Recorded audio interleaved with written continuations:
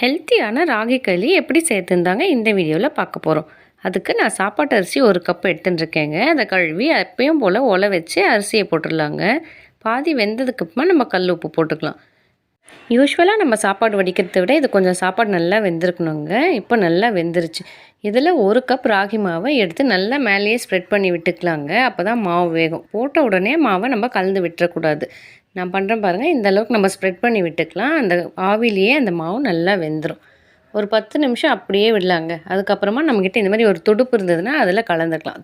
மாவு கட்டிப்படாமல் எந்த அளவுக்கு வந்திருக்கு காட்டுறேன் பாருங்கள். ஒரு இடத்துல கூட மாவு கட்டியாக இருக்காது. தண்ணி தேவைப்பட்டதுன்னா ஒரு 1/2 டம்ளர் சுடு தண்ணி வச்சு இதோட மிக்ஸ் பண்ணி கலந்துக்கலாங்க. இதை இப்படியேவும் பிளேட்டில் வச்சு குழம்பு ஊற்றி சாப்பிட்டுக்கலாங்க. இல்லை நமக்கு தேவையான உருண்டை பண்ணியும் நம்ம சாப்பிட்டுக்கலாம்.